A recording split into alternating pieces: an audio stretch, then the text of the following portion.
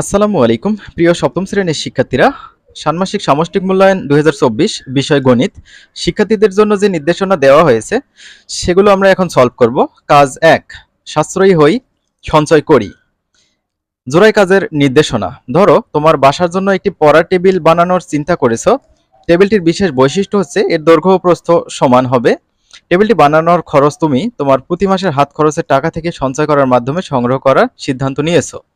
সঞ্চয়ের ক্ষেত্রে শর্ত হলো প্রথম মাসে যত টাকা সঞ্চয় করবে দ্বিতীয় মাসে ঠিক তার ততগুণ টাকা সঞ্চয় করতে হবে।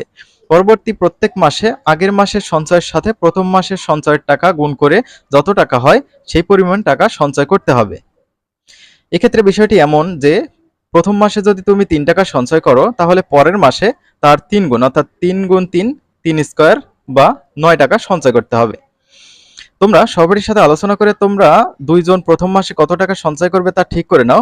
প্রথম মাসে একটি নির্দিষ্ট পরিমাণ টাকা সঞ্চয় করবে এবং ধারাবাহিকভাবে কয়েক মাস সঞ্চয়ের মাধ্যমে টাকা সংগ্রহ করে টেবিলটি তৈরি করবে।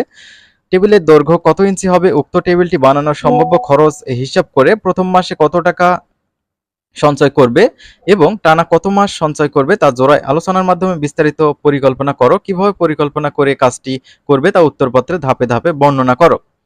তো শিক্ষার্থীরা তোমাদের এখানে দেখো কিছু প্রশ্ন দেওয়া আছে, এগুলো আমরা এখন সলভ করব। এবার প্রত্যেকে নিজের খাতায় নিচের প্রশ্নের উত্তরগুলো লিখে রাখো। 1 নম্বর, সঞ্চয়ের হিসাব ছক আকারে লিখো। তো চলো আমরা প্রথমে সঞ্চয়ের হিসাবটা ছক আকারে লিখে ফেলি। কাজ 1, সাশ্রয়ী হই সঞ্চয় করি। আমি প্রথম মাসে 3 টাকা সঞ্চয়ের পরিকল্পনা করেছি। আমার সঞ্চয়ের হিসাব ছক আকারে প্রকাশ করলাম। ধরি টেবিলটি ক্রয় করতে 700 টাকা প্রয়োজন। এখানে খেয়াল করো মাস দেওয়া হয়েছে আর পরের কলামে দেওয়া হচ্ছে সঞ্চয় টাকা। প্রথম মাসে 3 টাকা আমরা সঞ্চয় করলাম, দ্বিতীয় মাসে সঞ্চয় করব। প্রথম মাসে যে টাকাটা সঞ্চয় করব সেটার দিয়ে গুণ করতে হবে, অর্থাৎ 3 গুণ 3 3 × 9। তৃতীয় মাসে সঞ্চয় করব হচ্ছে আগে কত টাকা সঞ্চয় করতাম 3 গুণ 3 অর্থাৎ 9 টাকা, তার সাথে আমরা প্রথম মাসের টাকাটা গুণ করেছি 3 × 9 3 নং 27 অর্থাৎ 3 3 করে গুণ হতে থাকবে। এবার চতুর্থ মাসে সঞ্চয় করব, আগের মাসে 27 টাকা সঞ্চয় করেছি, 3টা 3 গুণ করলে 27 হয়, তার সাথে আমরা প্রথম মাসে 3 টাকা যেটা সঞ্চয় করব সেটা আমরা গুণ করে নিয়েছি। তো 4টা 3 যদি তুমি গুণ করো 81 পাবা। আর পঞ্চম মাসে সঞ্চয় হবে এই যে 4টা 3 সাথে আরেকটা 3 আমরা গুণ করেছি, হয়ে যাবে হচ্ছে 243 টাকা। ষষ্ঠ মাসের সঞ্চয় এটা হবে হচ্ছে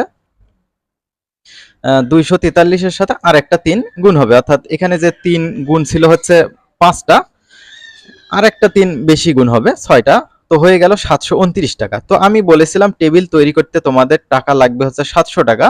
তো এখানে কি আর করার, 729 টাকা হয়ে গেছে, কোনো সমস্যা নেই। একটু টাকা বেশি হলে কি সমস্যা। দেখো 2 নম্বর বলছে সংখ্যাগুলো কি ছকের মাধ্যমে সূচকারে প্রকাশ করা যাবে, ব্যাখ্যা দাও। সংখ্যাগুলো ছকের মাধ্যমে সূচক আকারে প্রকাশ করা যাবে, কারণ সংখ্যাগুলো তৈরি হয়েছে কিছু সংখ্যক 3 দ্বারা, অর্থাৎ 3 গুণ 3 গুণ 3 প্রত্যেকবারে নতুন নতুন একটা করে 3 গুণ হতেই আছে প্রত্যেক মাসে, ঠিক আছে। তাহলে নিচে ছক আকারে দেখানো হলো। মাস দেওয়া আছে, সঞ্চয় দেওয়া আছে আর সূচকীয় আকার। প্রথম মাস 3 টাকা, 3 = 3 আমরা লিখেছি, এটাকে আমরা 3⁻1 লিখতে পারি। আর দ্বিতীয় মাসে 3 গুণ 3 অর্থাৎ ভিত্তি একই হলে পাওয়ারগুলো যোগ হয়, 3 এর পাওয়ার 1 1 করে আছে, তাহলে 3 এর উপর স্কয়ার মানে হচ্ছে 9। তারপর তৃতীয় মাসে 3 গুণ 3 গুণ 3 অর্থাৎ 3 হবে। আর চতুর্থ মাসে আরেকটা 3 কিন্তু বেড়ে যাবে, এখানে 3⁴ হবে। পঞ্চম মাসে আরেকটা 3 বেড়ে যাবে, 3⁵ হবে। ষষ্ঠ মাসে আরেকটা 3 বেড়ে যাবে, 3⁶ হবে।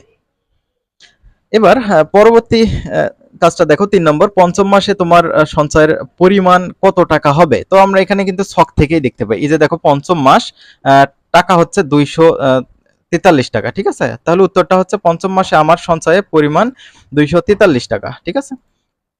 4 নম্বর দেখো তোমার পরিকল্পনায় অনুযায়ী টেবিলটি তৈরি করতে কত মাস সঞ্চয় করার প্রয়োজন হবে। তো আমরা টেবিলেই দেখেছি ষষ্ঠ মাসে এসে 700 ক্রস করে 729 হয়, তাহলে আমরা বলতে পারি যে আমার পরিকল্পনা অনুযায়ী টেবিলটি তৈরি করতে মোট 6 মাস সঞ্চয়ের প্রয়োজন হবে। তো শিক্ষার্থীরা এই ভিডিওটি এই পর্যন্তই ছিল। আমরা পরবর্তী ভিডিওতে কাজ 2 এবং পরবর্তী কাজগুলো আলোচনা করব। পরবর্তী ভিডিওগুলো পেতে অবশ্যই তোমরা চ্যানেলটি সাবস্ক্রাইব করে রাখবে।